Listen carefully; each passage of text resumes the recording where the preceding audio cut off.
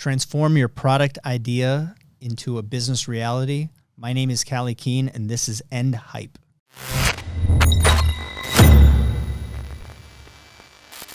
Outsourcing mastery to scale your effort. So this is kind of a self-talk episode, and this is something that I've worked on very aggressively. In 2021, we're going to take this to the next level. So 2020, we've really gotten a much larger team, right? Reached out all over the world to get not just additional manufacturing partners, but like drafts people, specialized engineers, graphics people. We're working with Bobby, videography, right? And why do that instead of just hiring people, right? Why choose to outsource versus hire? And there is a lot of good reasons to hire people, right? And if you're really going to use that resource and you have the capital, sure, yeah, hire that person. But now you have to manage them. Now you're a manager. You're back into that position of kind of having a job again instead of being an entrepreneur. And building infrastructure, whether it's a big building or a factory or having a lot of full-time employees, in my opinion, that is the old business model. All right. And we have a new opportunity that's available to us because of the internet. And so much of what we do can be outsourced. And so in this episode, I want to go over a few things. Why you should outsource, the downsides or the dark sides of outsourcing. I want to give you a few quick examples of tasks that you could outsource almost immediately, and some tasks that are more specialized that I've found very helpful to outsource. And then finally, we're going to go over some strategies on getting started. That's really where the question people have is not, is this a good idea? Because you can just search outsourcing. You can go on Upwork. You can go on Fiverr, and you can see this is a thriving business. So somebody must be doing it, and there's definitely a reason for it. But the question that most of you have, that people have when they're trying to grow their business, start their business, offload some of those personal tasks, is how do you get started? So at the end, I have some of my lessons that I've learned through some difficult experience this year, and I'll share that with you. So we've been outsourcing for a while, really upped the game in 2020, and I want to share some of that experience with you there at the end. So let's kick it off, right? First, why should you outsource? There's a couple of more traditional reasons, and then we can talk about our current situation, right? So traditional reasons is physical office is expensive, right? So if you're scaling a team, you could run out of office space. You could run out of facility space. If you're in manufacturing like me, you would run out of actual equipment. You say, my equipment is full, or I don't have this capability, right? So we can outsource for capacity or for capability. And we live in a world of infinite demand and infinite variation. So as you get better at speaking with customers and selling, you'll always need additional capabilities and additional capacity. And outsourcing is a great way to try something, see if you have a grasp on it, and then if you like it, you can bring it in-house. If you really like it, I think you should partner with a company. That I'm always on that partner thing, because the cost of infrastructure is so burdensome mentally and financially, and flexibility-wise. But speaking of office, nobody's in the office now anyways. So it's kind of like every one of your potential employees is kind of like they're an outsourced employee in the first place. We're living in a new era of outsourcing.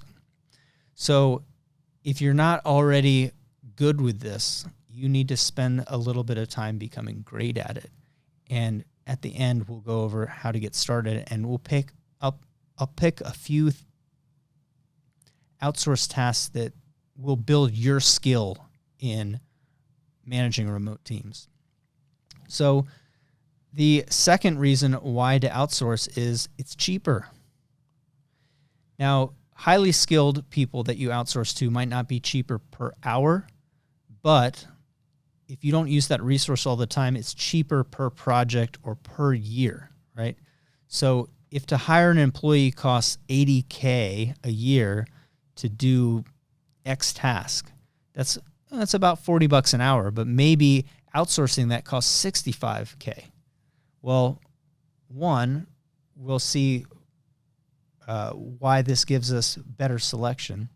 But two, if I'm only using them 1,000 hours a year, right, or I'm using them 500 hours a year, it's already cheaper. It's already cheaper. I'm going to be able to use it on tap, on demand, as much or as little as I need. And that goes back to that capacity and capability thing. But speaking of selection, that's our third why to outsource, is that you can pick people from all around the world. And to extend this premise, and this is how Red Blue Collective works, my theory is that the people that are the best in the world or the best fit for your business to do a particular task, they are unhireable. They already have a business that does that thing. And this is easily true with product development. This is easily true in the engineering space. This is easily true in the manufacturing space. You can't hire these people because the skill set that you need as a growing business, launching business as a startup, you need a skill level of somebody that knows how to do a broad spectrum, right? Deal with problems, deal with issues. And that person, they already run a business. You have to partner with them or at least outsource to them to get that level of skill. But we're able to select people from all around the world. So you can work with a media team in the Philippines, right? They speak English and they're fantastic at social media. So maybe they can do some of your research, right? But I can pick somebody for $10 or $15 or $20 an hour that I might have to pay. If I pay a marketing firm to do the same thing, try $100 or $150 an hour. It's crazy. So that's some simple, quick overviews of why to outsource. But what are the downsides? And for me, working with suppliers and partners around the world, the biggest downside is just the time difference. So if I'm working with someone on a 12, or say that they're plus 5, plus 7, right? Things might take a whole extra day to get done, right? Or we have to coordinate a morning meeting when it's their nighttime, and then they can't do anything to the next day. So we can miss a day when there's issues, but also you end up having a lot of meetings in odd times, 4 o'clock in the morning, 9 o'clock, 10 o'clock at night. If I'm speaking to somebody in England, that's 5 hours, right? If I'm speaking to somebody in Europe, it might be 6, 7 hours. China, 12 hours difference. So that can be challenging, and it can be challenging to coordinate schedules. So you get used to that pretty quickly, but it is a slight barrier, and the time loss is a downside. But the biggest one that I've come from, the biggest one that I've encountered is a barrier to entry. This is what I'll say, is that the most difficult tasks now this is in my experience, it's completely anecdotal. So you can, if you have a better way to do this, or you have a better contact, you can comment down below. I'm always looking for more help in a lot of different domains, and for a lot of the startups that we work with. So they use outsourcing as well. But barrier to entry is perpetually an issue. What do I mean by that? So a lot of industries, it requires zero capital to get into that business. So you see stuff like social media marketing, right?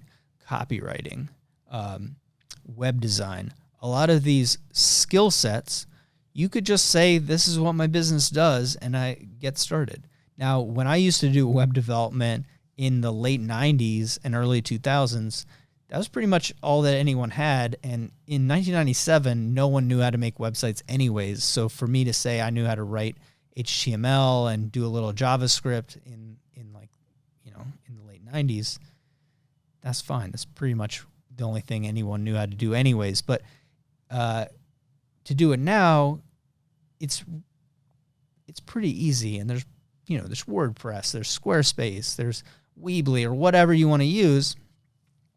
And it makes it so any fool that decides they want to start this as a business, they can say that they want to do it. They can get on Upwork, they can get on Fiverr, start selling their services. So when you try to outsource very simple things, you can fall victim to people that have zero skills. And there is an infinite set of these people that say, I can do this thing, and they really can't. They cannot do it at a professional level. And we've spent a lot of time and a pretty good amount of money filtering through and finding people that are better and progressively better at these tasks. As an aside, a really great way to find better people to outsource is just through your actual in-person network. It's 100 times better to have a word-of-mouth referral than to have an Upwork referral, right? So if you join a mastermind or a mentorship group, ask in that group. If you go to one of your friends' sites and it's just killer, say, who did that site? And get that referral. This works really, really well. I was just talking to Corey, who was we did an Instagram Live on last Monday, and I noticed that his podcast, Successful Life Podcast, has amazing show notes. It has like the timestamp. It has a summary. It has the links that they mentioned. It's just really well structured. And I've been looking for a perfect person to just break that down.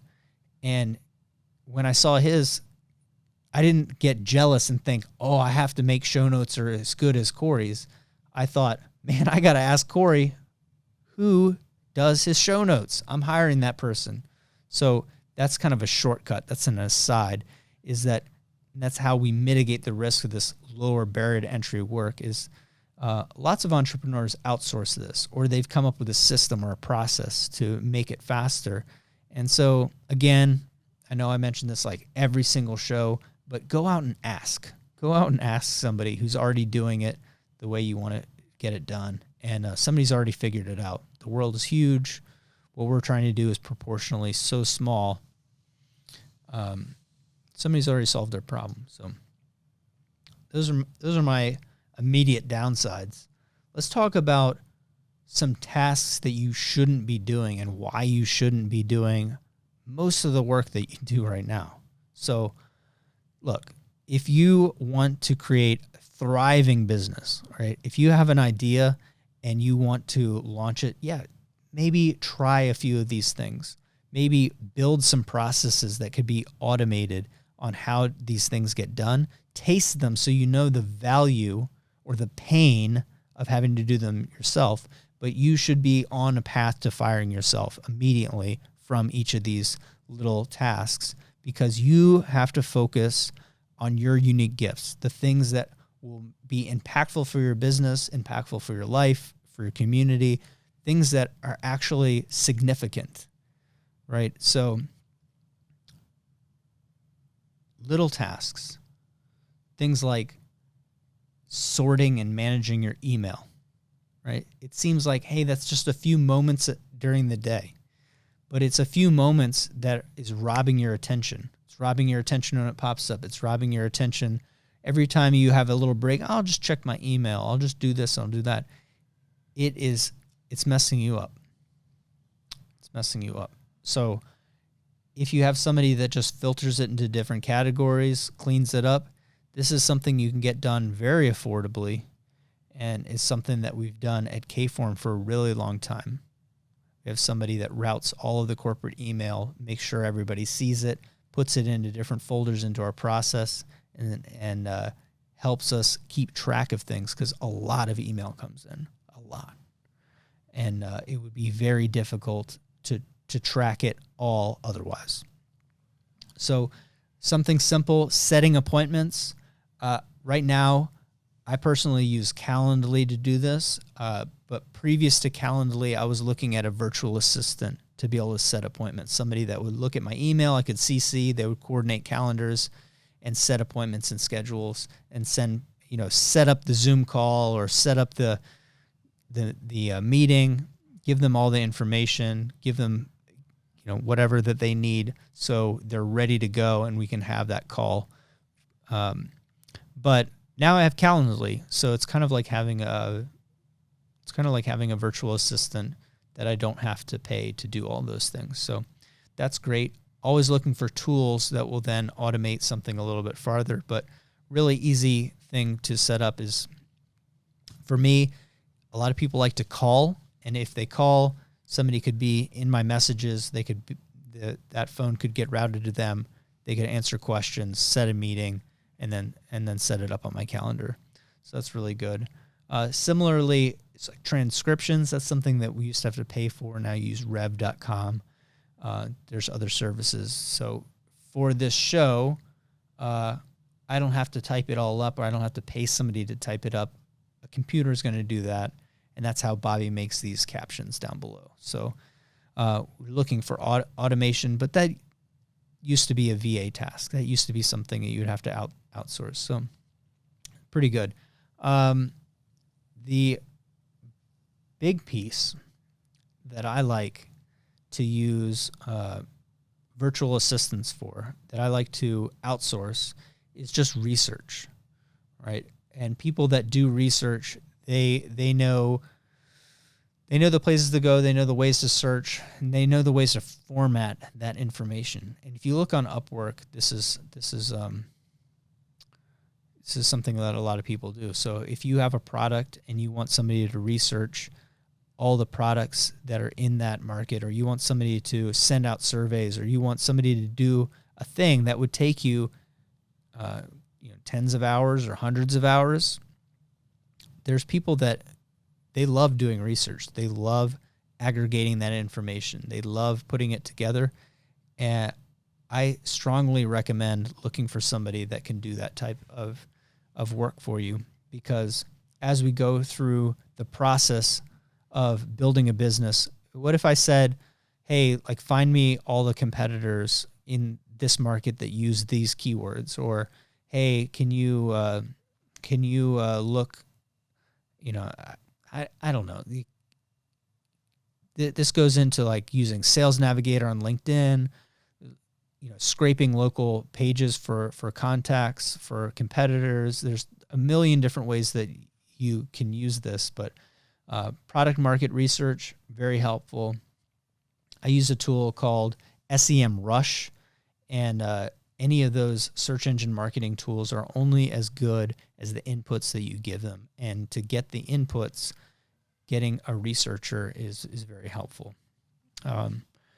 So those are some simple tasks, very common tasks. For me, I have a pretty long history of outsourcing very specialized tasks. So things like product development, right? So I do product development, I do manufacturing, but I've also built relationships with multiple product development companies around the country and internationally, because I'm not always the best fit. I know the type of product that I am world-class in designing, and I know kind of where the edges of my superpower is. And if it's outside of that, I want somebody else. But it goes for those subtasks too. Talking about mechatronics engineering earlier today with somebody, I've got a guy for that, right? I've got a couple people that are really good with robotics, right? Electrical engineer, right? I'm not even going to pretend I know how all of that works.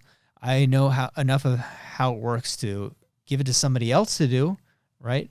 But this lets me build a team of people that, again, would pretty much be unhireable, so we can tackle bigger projects, right? You want something that's really fancy and it's designed like a beautiful commercial product that you'd see in the high-end stores. Well, that's going to go to an industrial designer that I know, right? I could spend a ton of time doing that, but as I pivot more and more to working with you, to working with clients as a coach, as kind of a director of what's going on, it doesn't serve me as well, even though I really do love doing all the paper sketches. I love doing kind of the prototyping of it or the printing of it to make sure it looks beautiful. That's not really where I'm the most needed. That's not the highest value application of my experience and my knowledge. So even if I really like that, I don't like it as much. I don't find it as fulfilling as much as working with people, talking through their ideas, helping them overcome obstacles, doing those pieces. So I have a fantastic industrial designer, have a couple product development companies that really, really specialize in doing high-end commercial industrial designed products. Just work with them. It's okay, right? It's taken a really long time to develop those relationships, but that's a good example of specialized outsourcing. And if you listen to the episode on really any of the episodes that involve product development, you'll know how much of an advocate I am for engaging an outside product development team, because unless you're launching a lot of products, you can't really get the level of talent that you need to produce world-class products. And it is worth looking at developing a relationship with a firm so you can speed up your time to market. But that's my opinion. What do I know? I've done it a bunch of times, but maybe you don't need it. Maybe you know everything about it. You don't need to outsource any engineering. You have the best team in the world. I highly, highly doubt it. I highly doubt it, because we work with some of the biggest companies on earth and they don't have the team. So I would really advise you to look at outsourcing that piece. Own it internally, understand it, but look at those high-end tasks to not just to take care of the inconveniences, like those simple things like the email management, but take care of the big strategic things. Get world-class help, right? And, I'll put other things in the bucket like this, is that people want marketing help. They want media help. They want things that are going to go and touch their brand, and they put them in that inconvenience bucket, right? So this is kind of a pro tip here. This is a special tip I'll throw in, is that don't confuse something that is easy, right, with something that doesn't have impact, right? Just because you can edit your own videos, just because you can make your own logo, just because you can, do whatever you think that you can do, doesn't mean that it's as good as it possibly could be. Try it out, but don't outsource it to somebody for $10 an hour and expect $100 an hour result, right? Don't expect the effect and the impact that you'd get from a professional outsourcing to an actual professional person from like a casual, like a 15-year-old on Fiverr, right? The value differential, it's not just a 10x cost differential, it's like 1,000x impact differential, right? I can't stress that enough. It's definitely like that in mechanical engineering, product development. It's definitely like that in anything that touches your brand or your output. So you can think of it like this. If it's going and touching the customer, it's of value, where you should be developing relationships to outsource, to increase your capability and capacity, right? They should be great, not good. And that goes to my first rule in our last section. How do I get started? How do you get started with outsourcing? So here is my number one rule. Get someone that's better than you. Okay? Don't outsource to somebody and be like, I can do this job better. If you're outsourcing one of those specialized tasks, right, they should be increasing your capability or capacity. They should be teaching you how it should get done. They should be showing you. If you're just telling somebody how you want something, if you knew what you want, you probably could get an employee, or you could have done it yourself, right?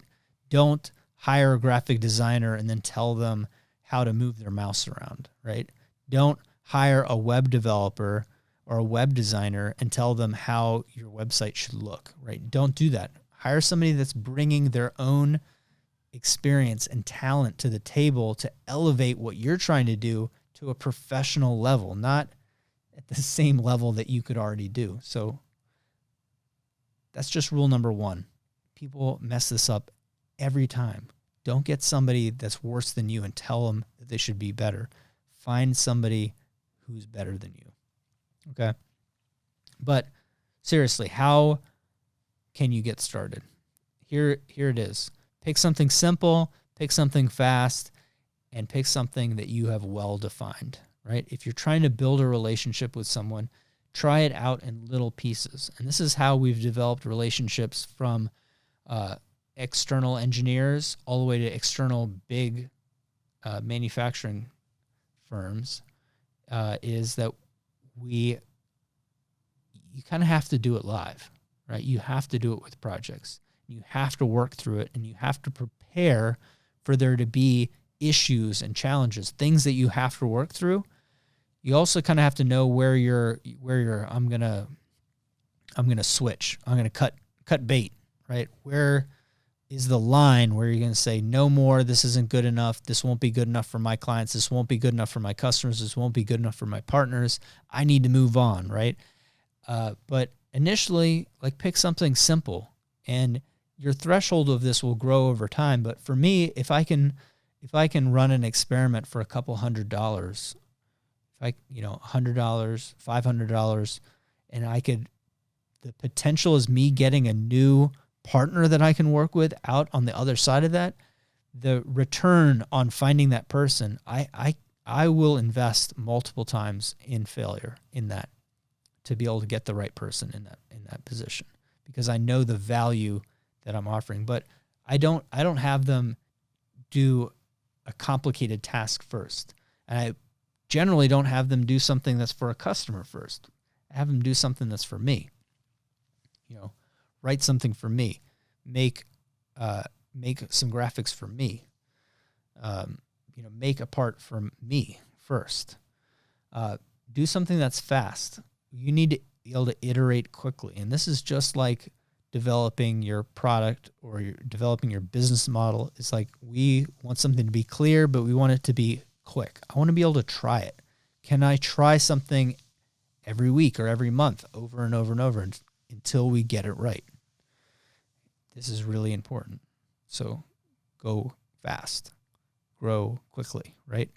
Also, this third one is on you, is well-defined, right? You need to have a well-defined task. You're going to build a skill in management and in outsourcing. This is why we want to go so quickly, is that you'll find that the common denominator is you. Like, your problem. The way that you select, maybe the way that you define the job to be done is an issue. So you'll get better and better at that the more that you do it.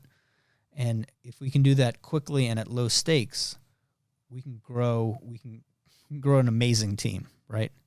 So I love this topic because now we live in a world where we're in lockdown, right? And everybody's kind of at home, and they're doing Teams or they're doing Zoom. And even though I've been harping about virtual collaborative organizations or virtual network organizations for years now, now we're all forced to have one.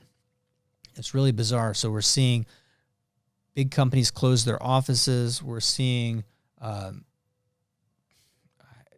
companies close their only office, but definitely downsizing. We're seeing people invest in business process automation, which is a fancy way of saying using tech to automate things, or business process optimization, which often involves outsourcing. We're seeing really interesting HR trends happening in, let's call them the larger small businesses all the way up to the biggest businesses that I work with. Really, really interesting. But it's like they're using the techniques that us smaller businesses, us resourceful businesses, right? They have resources. We have to be resourceful. They're using the techniques that us scrappy entrepreneurs have to use to put together something compelling for the market. It's like big businesses are waking up and they're saying, hey, you know that gig economy thing that you guys have been harping about for like years? Sounds about right. And in the world that we're in right now, I feel like it's protection, because we don't know if in a month the economy is going to just soar right through the roof. We don't know if it's going to plummet down. But if I have employees, I have an obligation to them. I have an obligation to their family. I have that obligation to win and provide the work and provide the salary to keep that infrastructure going. But for the skilled work, the things that can be outsourced, if I can keep them outsourced, I can grow when everyone else is struggling to make payroll, right? I can have the team as big as I need it to be when I need it to be, because nothing is more frustrating than you stop investing in people or your process, and then you have a giant opportunity and you're not ready, right? Because you've been in shrink mode. We should be in growth mode. Now is a great time to start looking for people to work with as virtual assistants or outsource partners, because a lot of people are stuck at home, right? They're stuck at home, and that 40-hour a week, like we all know that a lot of you people that work in offices, you don't work 40 hours a week. You let's be serious, right? Real talk, right? Real talk, you do 20, maybe 30 hours worth of work a week. The rest of it's water cooler time or a long lunch time or chit chat time or, Reddit time or YouTube time or whatever it is. Now you're at home and you realize I need something else to fill the time, or I should be saving because I don't know what the economy is going to do. I should get some gigs, and I don't want to deliver pizzas or do Instacart or Uber Eats or whatever. What can you do to make a little bit of money on the side? A lot of people are out there and they're looking for outsourced work. They're looking to be hired, and these are people that are highly skilled. They're usually in the office pretending to work, like I was saying. Now they can be at home, and you can grab a hold of that talent. Now is the time to grow, right? We're growing here. Red Blue Collective is growing. Our clients are growing. It's actually pretty amazing. But now is the time, we say in our little group, is now's the time to create separation, right? Everybody that's afraid, all of us, right? So one of the tools that I want you to use, and comment down below, DM me if you have any specific questions of this. One of the tools that I'd like you to use is start looking at outsourcing. Start building that virtual network organization. Start building that collective, right? To be able to tackle the opportunities that are coming your way, because they're definitely coming. All right. That's been the episode for this week. I appreciate you. I appreciate the time. If you've gotten any value out of this, or you got a little tip out of it, share it with a friend, right? You're chit-chatting about somebody who's trying to start a side gig and say, hey, my boy Callie's got this show, End Hype, and he was just talking about this. He said he's using electrical engineer from the Ukraine. That's crazy. Let's see if we can find this. Let's see if you can do this. Like, if you've gotten any value out of this, please share it. That's how we get, I'm seeing the downloads, they're going up. They're going up a little bit. We're doing more interviews. I think that helps bring up the listenership, the viewership. If there's somebody you'd like me to interview or bring on, or there's a specific topic that would change your life or change your business, let me know, and we'll bring on that specialist. We just had my friend Corey on the live. Hope to get him on the podcast. He's a crack up. He's definitely super knowledgeable about sales. Tomorrow, I'm talking to my friend Kelly, and we're going to talk about the pursuing ideas. So that'll be out by the time that you watch this one. But we're bringing on more of my friends. I think that's a lot of fun, but I'm doing it to serve you. So if there's something that I can do specifically for you, message me, comment, and let's get it done. My name's Callie Keene. This has been End Hype.